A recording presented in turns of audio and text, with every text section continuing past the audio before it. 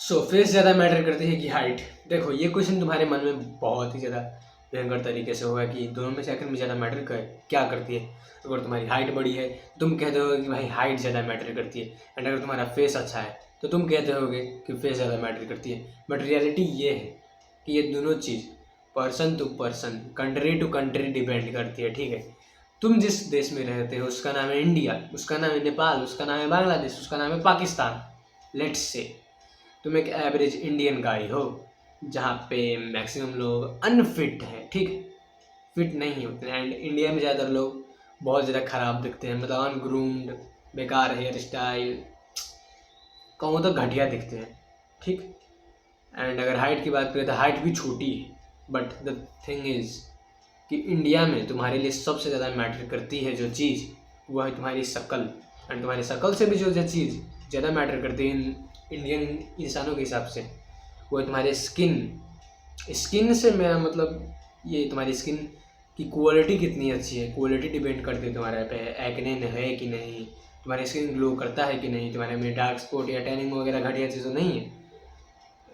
And एक skin tone यानी skin colour, अगर तुम काले हो तुमको कम प्रिविलेज मिलेगी, तुम सावले हो थोड़ी ज़्यादा मिलेगी, गोरे हो बहुत ज़्यादा मिलेगी। ठीक है, तो ये सिंपल थंब ऑफ रूल है, पकड़ के चल सकते हो। अब तुमने अपने स्किन की देख लिया कि स्किन बहुत ज़्यादा मैटर करती है। उसके बाद उससे भी जो चीज़ जो ज़्यादा मैटर करती है वो तुम्हारी बोन स्ट्रक्चर, तुम्हारे फेशियल फीचर्स, तुम्हारे फेशियल स्ट्रक्चर। अगर ये तुम्हारे बहुत ज़्यादा घटिया है तो तुम अचार लगाओगे अपने हाइट या बॉडी या अपने क्या कहते हैं कुछ भी चीज़ का अचार ही लगाना है तुमको, तो अपने तुम्हें इस पर ध्यान देना ही पड़ेगा। एंड स्किन के बराबर ही एक चीज़ और मैटर करती है, वो है तुम्हारी हेयर्स। अगर तुम्हारे हेयर बहुत ज़्यादा ख़राब है, घटिया है, तो तुम अच्छे नहीं दिखोगे, ये मेरी गारंटी है। बिकॉज तुम्हारा उतना चैट फेस नहीं होगा कि तुम गंजे में भी अच्छे दिख जाओ। सो अगर तुम्हारा हेयर ख़राब हो रहा है, उड़ रहा है, गंजा हो रहे हो, तो उसमें ध्यान देना स्टार्ट करो। बिकॉज अगर तुम इंडिया में टकले हो जाते हो, तुम्हें लोग क्या क्या कह के चिढ़ाएंगे तुम्हें ही पता है। तुम कितने बड़े गधे लगते हो उसमें टकले होने पर, ये तुम्हें भी पता है, मुझे बताने की ज़रूरत नहीं है। तो मैं कहूँगा कि सबसे ज़्यादा जो मैटर करती है, एंड ये रियल है, मैं कह नहीं रहा, ये रियल चीज़ है, वो है तुम्हारे फेशियल बोन के स्ट्रक्चर। उसके बाद जो चीज़ सबसे ज़्यादा मैटर करती है तुम्हारी हेयर्स एंड स्किन, मैं उसको एक ही लेवल पे रखूँगा, मजाक नहीं कर रहा, एक ही लेवल पे रखूँगा। एंड थर्ड चीज़, अब ये चीज़ एज पे डिपेंड करती है। अगर तुम अंडर 25 हो तो ज़्यादातर लोग अभी अनफिट नहीं हुए होते हैं, मतलब होते तो भाई 90% लोग अनफिट ही है, बट कपड़े में नहीं दिख रहा होता, वो तो 25-30 के बाद पेट पड़ना स्टार्ट होता है। तो अगर तुम 25 से नीचे हो, तुम्हारे लिए हाइट बॉडी से जो हमेशा ज़्यादा मैटर करेगी। एंड अगर तुम 25-30 से ऊपर के हो तो always always always always body will beat your height, skin and hairs, all the thing. Because 30 के बाद अगर तुम फिट इंसान हो तो तुम बहुत ही रेयर हो। तुम बताओ कितना रेयर हो। जस्ट इमेजिन कि तुमने एक छोटी सी नदी में एक शार्क ब्लू व्हेल को पकड़ लिया, तुम कुछ इस टाइप के बंदे हो जाओ। तो 30 के बाद तुम्हारी बॉडी हद से ज़्यादा मैटर करेगी, हद से ज़्यादा। बट अगर तुम अंडर 25 हो, जहाँ पे मैक्सिमम लोग, अब इसलिए वो भी जवानी चढ़ी रहती है, मतलब पूरा पीक पे होते हैं, मैक्सिमम लोग कपड़े में उतने ज़्यादा अनफिट नहीं लगते, तो तुम्हें उतना वहाँ पे उतनी बॉडी की तुम्हें ज़रूरत नहीं पड़ेगी।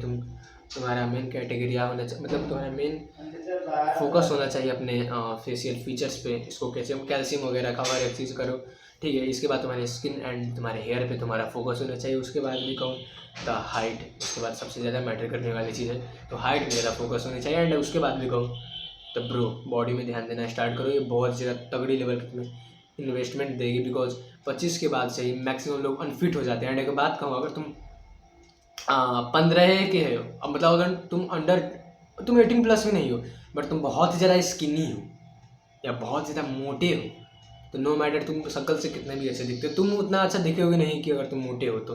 अगर तुम पतले हो तो अब तुम अच्छे दिख सकते हो, फिर भी तो अगर तुम शक्ल से जितना भी अच्छा दिखोगे, तुम्हें कोई भी इज्जत नहीं करेगा, तुम्हें रिस्पेक्ट कोई भी नहीं देने वाला। बिकॉज जस्ट इमेजिन स्किनी बंदा, मन में कैसा, मतलब नाम ही सुनो स्किनी, तो इन सारी चीज़ों से दूर रहो। एंड अगर तुम्हारे फेस में पिंपल, नाम सुन रहे हो, पिंपल, कितना घटिया लगता है ये सारी चीज़ें, एक्ने, डार्क स्पॉट, पिंपल से हमारे समाज की दुश्मनी है, ठीक है।